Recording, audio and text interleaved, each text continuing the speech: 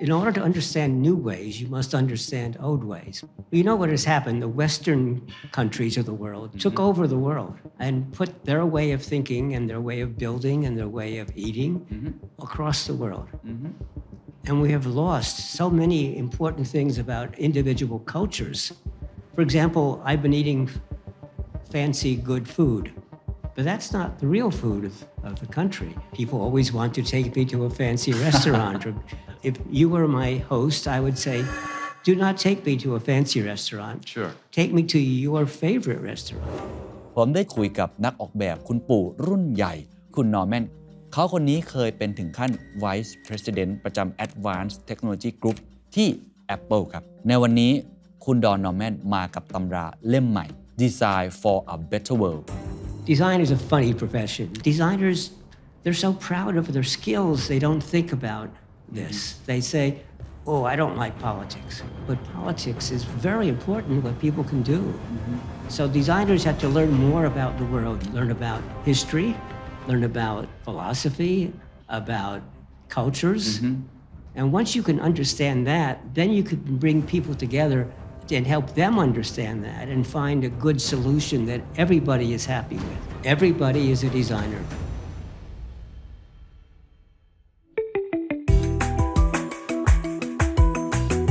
The Secret Sauce สวัสดีครับผมเคนนักครินทร์และนี่คือ The Secret Sauce What's your secret?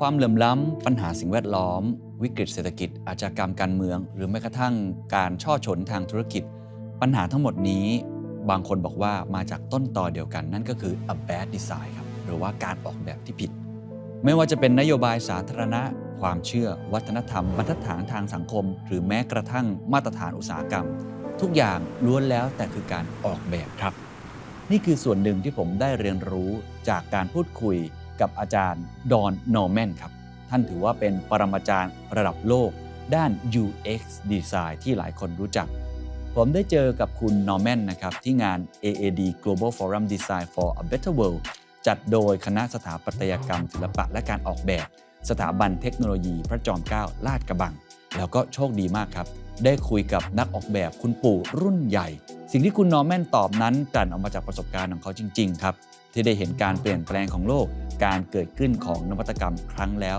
ครั้งเล่าสำหรับบางท่านที่อาจจะยังไม่คุ้นชื่อหรือว่าไม่รู้จักคุณดอนนอร์แมนนะครับเขาคนนี้เคยเป็นถึงขั้น Vice President ประจำ Advanced Technology Group ที่ Apple ครับแล้วก็เป็นคนหนึ่งครับที่ถือได้ว่ากำหนดทิศทางของผลิตภัณฑ์ Apple ในยุคเริ่มต้นตอนนั้นยังใช้ชื่อ Apple Computer อยู่ด้วยซ้ำนะครับคุณดอนนอร์แมนนี่ขับเคลื่อนแนวคิดการออกแบบ Product โดยที่พูดว่าต้องมีผู้ใช้เป็นศูนย์กลางก็คือเน้นเรื่องของ user centric นั่นเองกล่าวก็คือเขาจับเอาแนวคิด UX ไปใส่ในกระบวนการทำงานของ Apple เขาทำงานอยู่ที่นั่นนะครับในช่วงปี 1993 ถึง 1998 ก่อนที่จะออกมาแล้วก็ขับเคลื่อนเรื่ององค์ความรู้ด้าน UX เรื่อยมาอย่างที่ผมเล่าไปแล้วนะครับหนังสือที่เป็นเหมือนคลาสสิกบุ๊กที่สุดในวงการการออกแบบที่หลายคนต้องมีติดบ้านก็คือ The Design of Everyday Things นั่นเองถือได้ว่าเป็นตำราพื้นฐานของคนทำงานด้าน UX เลยก็ว่าได้มีทั้งหลักคิดมีเฟรมเวิร์กที่คุณนอร์แมนเขียนไว้มากมายแล้วได้กลายเป็นแนวปฏิบัติสากลในการออกแบบผลิตภัณฑ์โดยเฉพาะพวกอิเล็กทรอนิกส์หรือว่า Digital Product นั่นเองนะครับและที่สำคัญครับเขาเป็นคนทำให้แนวคิดเรื่อง HCD หรือว่า Human Centered Design เป็นที่รู้จักมากยิ่งขึ้นปลุกกระแสความเข้าใจที่ว่างานออกแบบที่ดีต้องเน้นที่ประสบการณ์ผู้ใช้มากกว่าแค่ความสวยงามแต่สิ่งที่ผมพูดนั้นผ่านมา20กว่าปีแล้วครับในวันนี้คุณดอนนอร์แมนมากับตำราเล่มใหม่ครับชื่อว่า Design for a Better World ที่เขาบอกว่าจากนี้ต่อไปนักออกแบบทุกคนครับสถาปนิกทุกคนครับดีไซเนอร์ทุกคนครับจะต้องไม่ทำแค่เรื่องของ Human Center แต่ต้องออกแบบแล้วเดินหน้าเข้าสู่สิ่งที่เรียกว่า Humanity Center ครับ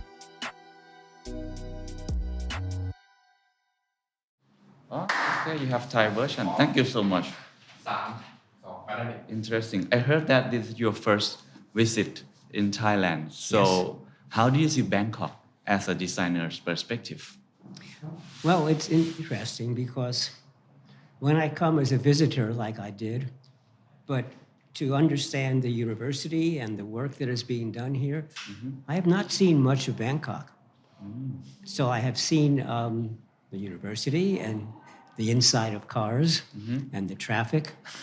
And yesterday we went out and looked at the old capital Okay. and spent the day understanding more about the history of Thailand, a very complex history, and its relationship with all the surrounding countries and with the countries like England and France that had a big impact on the world.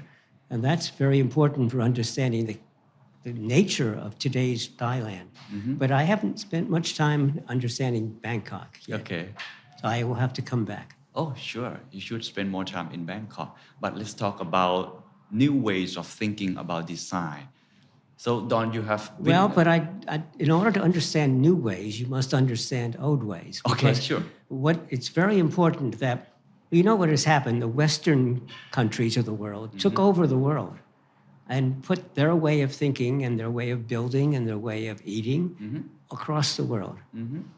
And we have lost so many important things about individual cultures. And so I want to learn the old culture and what is good about in Thailand and what used to be called Siam, and not destroy that, but bring back the good parts. And so, for example, I've been eating fancy, good food, but that's not the real food of the country. I want to eat more street food and more of the food that everybody eats. And I have not had time. People always want to take me to a fancy restaurant. So no, I like to go out and walk the streets and eat what everyday people. Okay. So if you were my host, I would say, do not take me to a fancy restaurant. Sure. Take me to your favorite restaurant. Okay. But let's get back to our conversation today. So you... But no, this is important Okay. because people, you can't just look at where we are today. You have to look at our history, how we arrived at where we are today. Okay. So that's why I want to talk a little bit about understanding the history and culture, because that helps determine where we are today and maybe where we wish to go in the future. Let's talk about the evolution of design if you want to take back about the history. So you have witnessed the evolution of design. So what is design today? What is the meaning of the design? How do you define design today? It is almost impossible to define any field. It does so many things. To me, design is a way of thinking, a way of solving important issues and problems for people, for the benefit of human beings, and nowadays for the world. So design in the original sense was to help companies make more money, to make products more attractive so you could sell more. Well, okay, but no. Today I want to think about improving the quality of life, about making it better for all people, but I don't design for people. I want the people to design for themselves. So I want to design with people and have it come by people. And my role as a designer is to maybe help.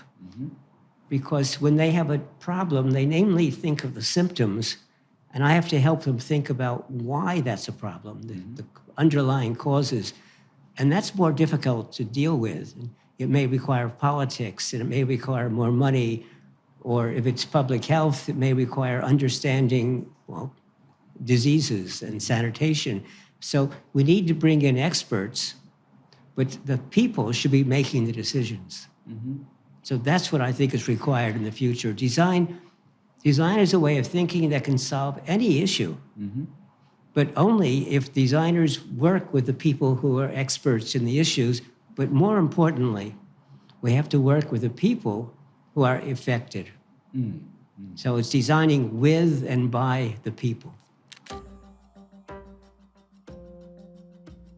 So how can we unlock people potential? That's why you wrote this book, right? Yes. Yes. I think that it's already unlocked. If you actually go look and you see what people are doing, many people are already addressing the issues. So they don't need to be unlocked. maybe they need some oil so, to make it easier for them to accomplish what they are trying to do. Okay. So can you paint us a picture of your overview of your book? You said that we need more meaningful, sustainable, and humanity-centered designs. Yes. Yes. What Because is? today, the world, again driven by the Western powers, is all about making money, short-term profits, looking at the short-term benefits. And it's all about money and time and schedule. And I say no. It should be about quality of life. That should come first. And the other things, yeah, they're important, but more important is quality of life. And therefore, it's a different attitude.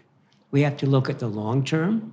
We have to look at the impact on ecology, on all living things, on plants, on animals. And it's a long-term view, and it will make for a better life. We just heard a talk today about how in the city of New York, it's covered by automobiles. There's more space for automobiles than for people. Why? Why can't we change it? Get rid of the automobiles. That requires good public transportation, but it makes for a better life. And if you can open up the streets, suddenly they become alive, and people are enjoying life better. Well, that's what I want to. I want people to be able to do that by themselves all across the world. So I call it humanity-centered design. And I want that to be across the world done by people like you. I heard that you read about human-centered design before. So what is the difference between human-centered design and humanity-centered design? Well, I say that human-centered design is what I've been teaching for a long time. It's focused upon making designs that fit people's lives. And I say it's wrong. Wrong. Wrong. Now, if you actually look at what the principles are and what people do, there's nothing wrong there. What is wrong is what is left out. So we left out the impact. We have these beautiful designs. Well, here's a microphone, and there's your telephone, and even the books. We left out the impact on the world in getting the materials to make a microphone, to create the electricity, to make the beautiful lightweight telephone, to get the paper for the books and manufacturing and the press.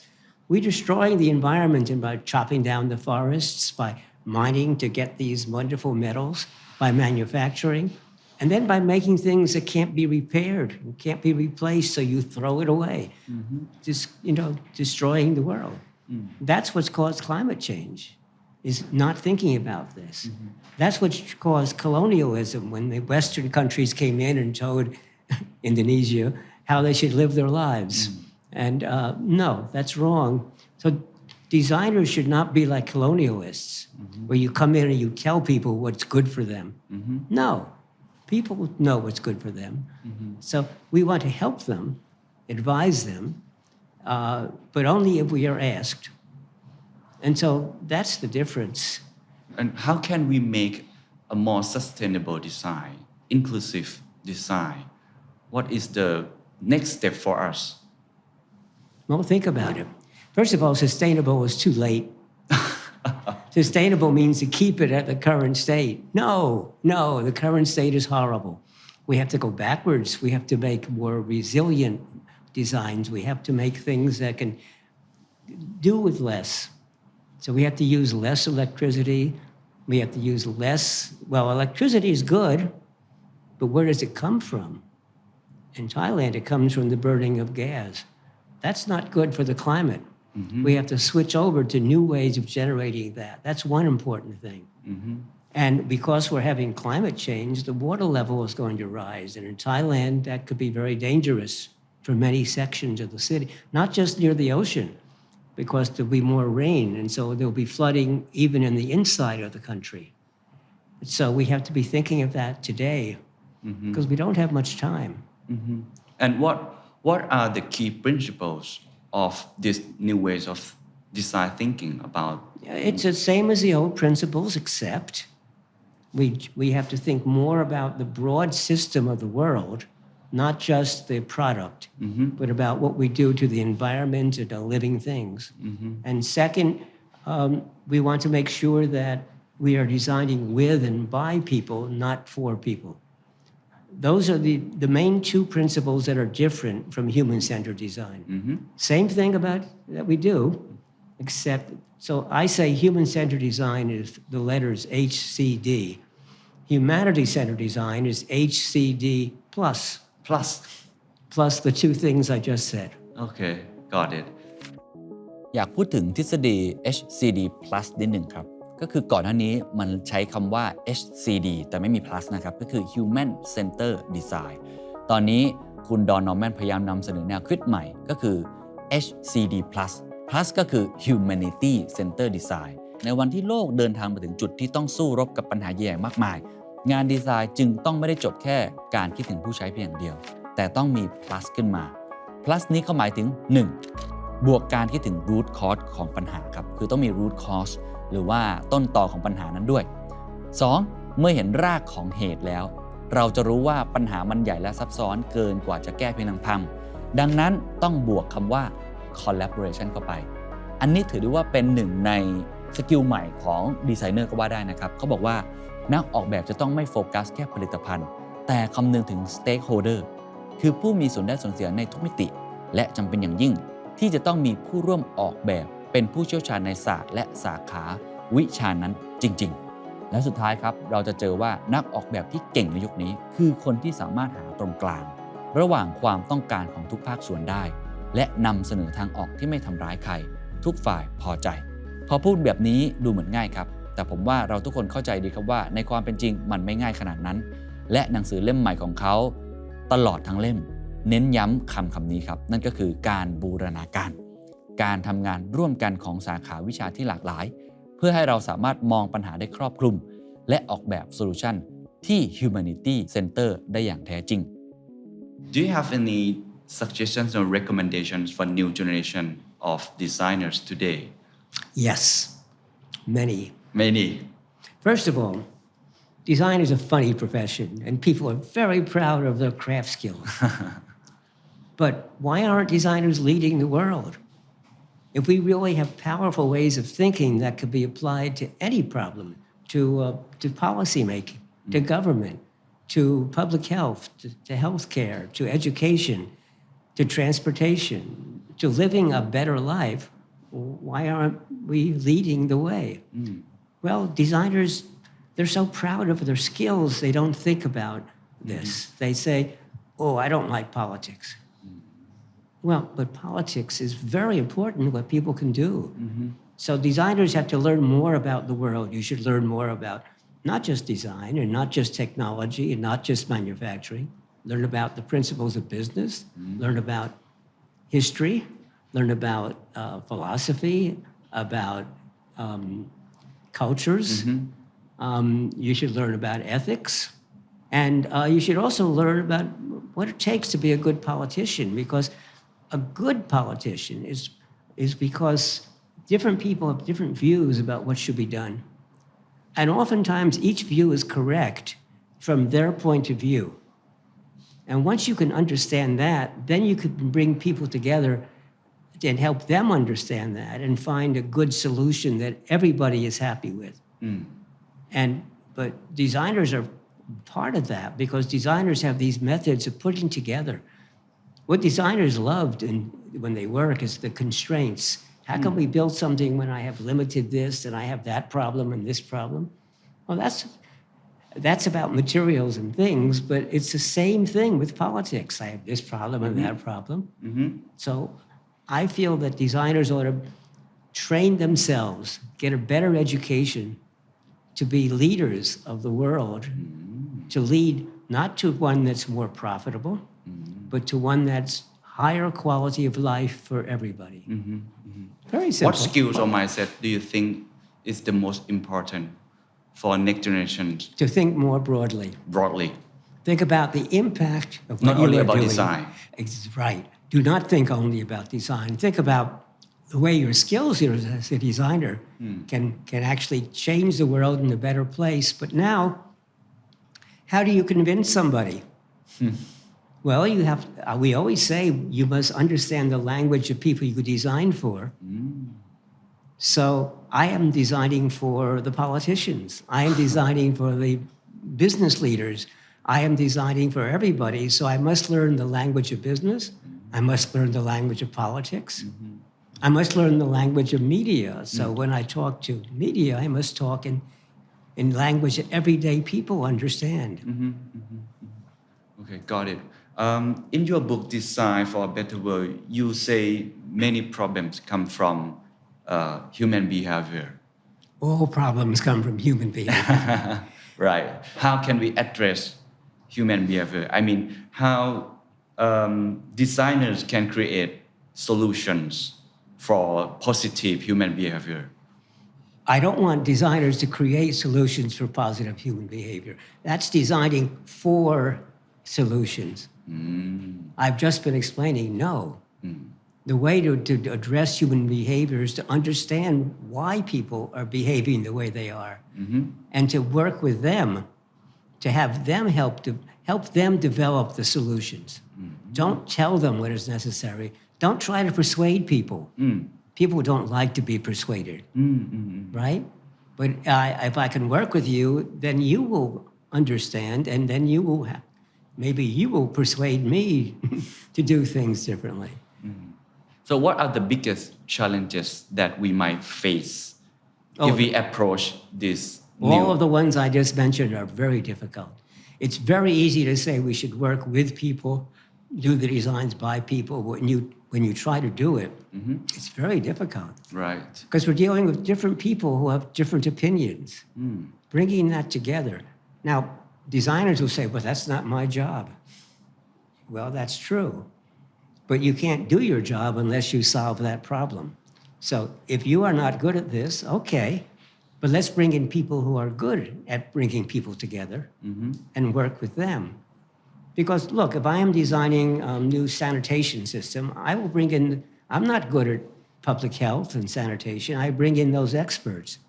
But I know how to help the people who live there construct what they need with the advice of the experts.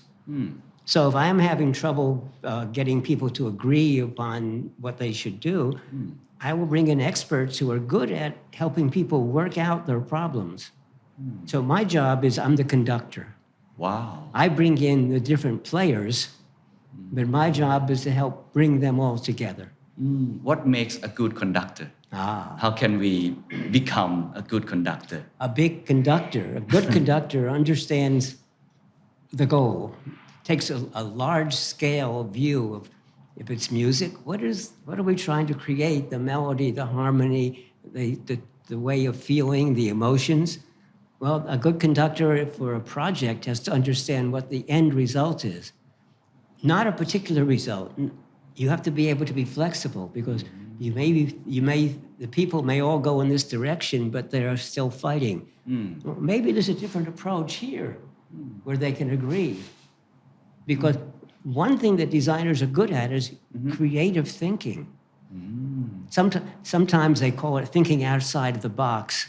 And I say, no, there is no box. I love that. There is no box. So how can we practice our creativity muscle? So I think somebody think it is very difficult to think creatively. Yes. Yes. And Of how course. can we practice this ability? Well, it takes time. And but we have the fairly standard methods of being creative, which is to have these freestanding idea suggestions where people bring together their ideas and you're not allowed to criticize.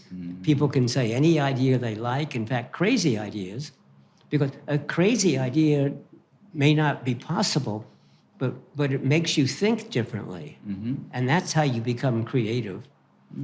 And I like to think that when designers work in a new problem in a field they don't understand, they have to learn about the field.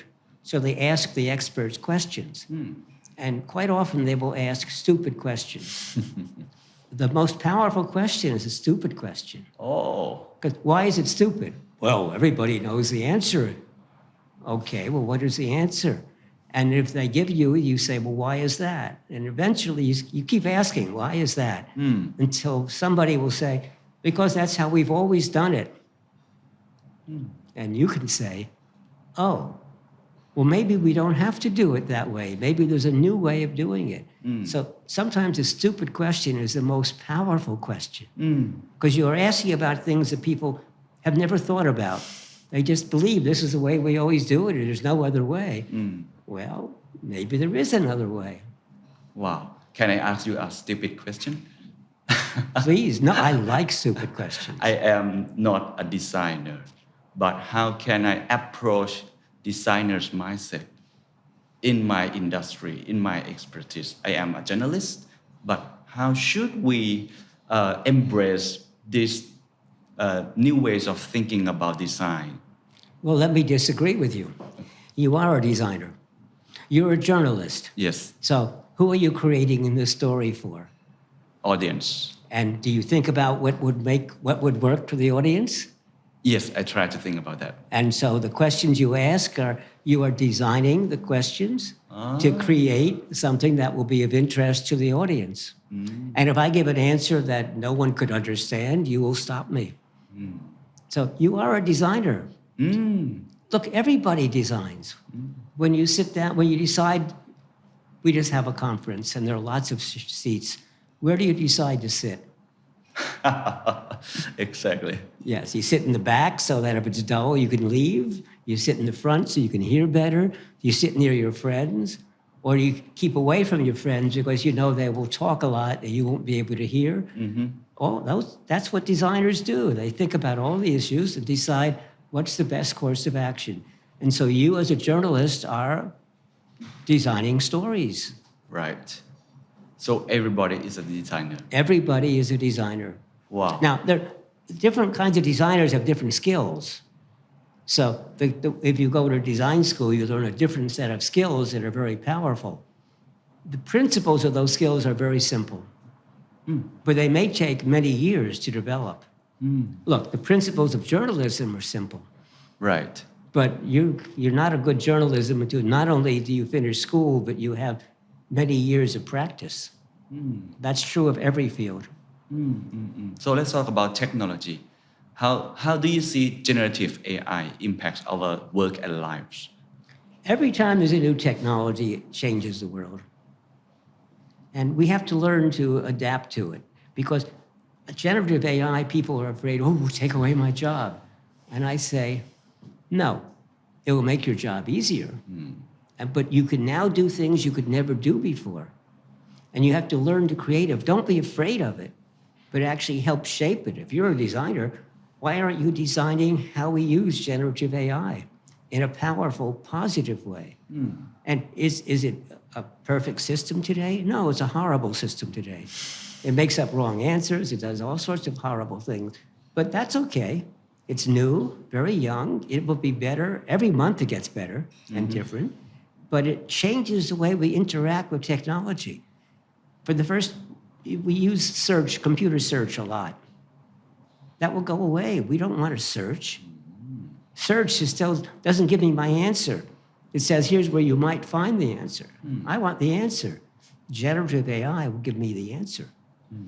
And in addition, I often have to get to it by conversation. I don't think of a special search term. I say, what is this high line that we just heard her talk about? Tell me about it. And then you can ask another question that will tell you more. You can say, but why is that? And maybe it will answer it. It's going to change the way we do everything. So I think it's going to make us more powerful, like all of technology. Look, interviews, before we had good recording systems, you couldn't go back and delete something or edit it or make it into a shorter, more better one. Today we can do that. And we can, because we don't have to transmit it over the air, but we can record it and it can be streamed to anybody at any time. That's a powerful technology. And it has destroyed some kinds of jobs, but it created all sorts of new ones. And the good journalists learn how to do journalism differently. Exactly. So how do you use generative AI in your daily life? I am just learning how to use it because some of the techniques came from the work my own group was doing many years ago. And what I'm trying to do is use it as many times as I can to understand how best to use it and what it's good at.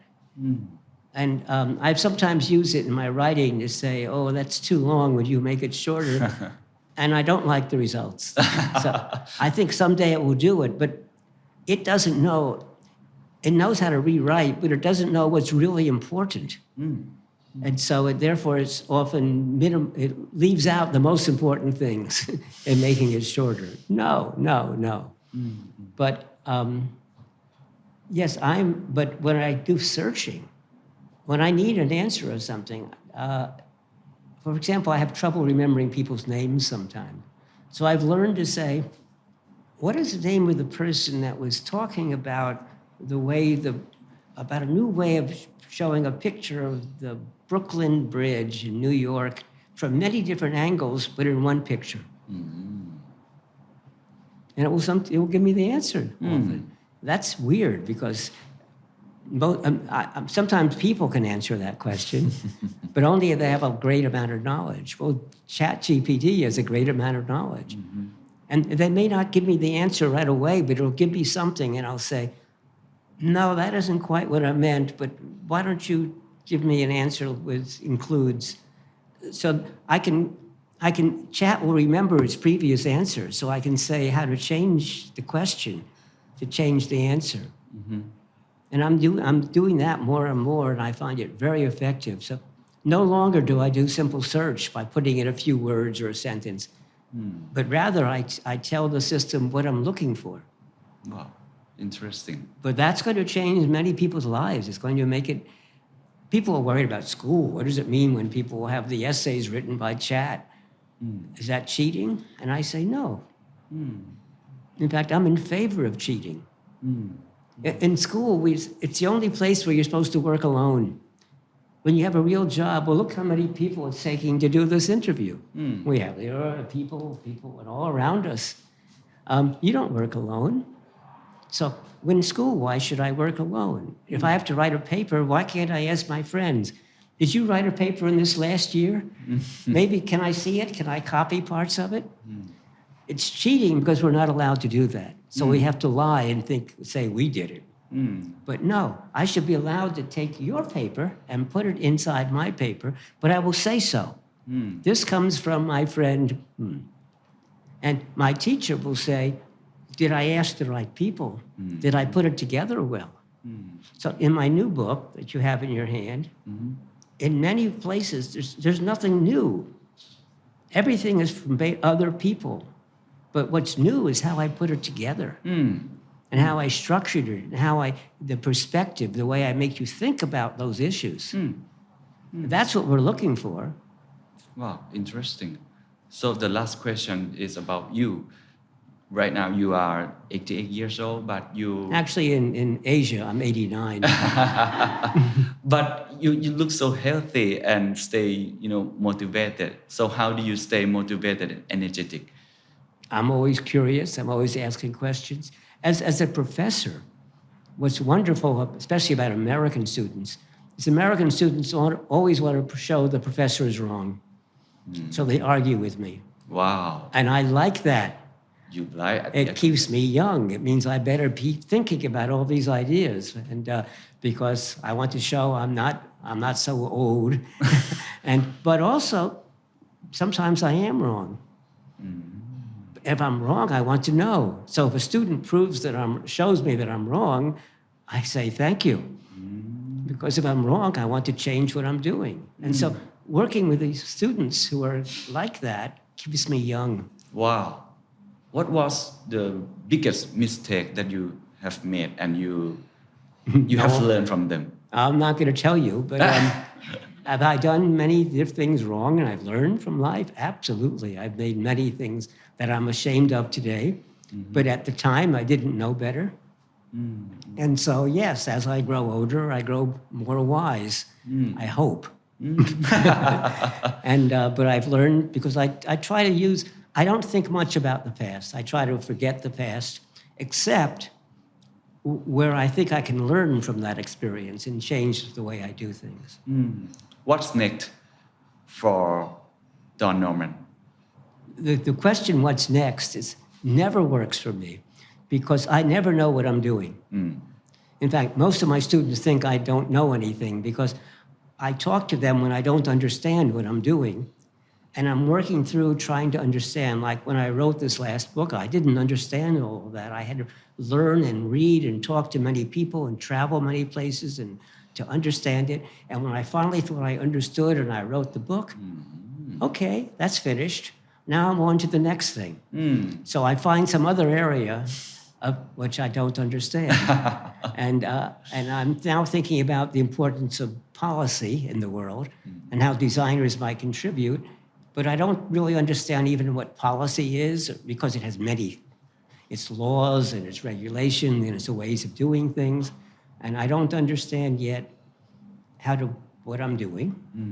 And so for the next few years, I will not understand what I'm doing. And when I do understand it, I will then teach it and I'll write a book about it. And then I'll do something else I don't understand. That's how I keep young, by always learning new things. Wow, thank you so much. Very inspiring. Thank you so Thank much you for for your taking the time. questions. Thank you.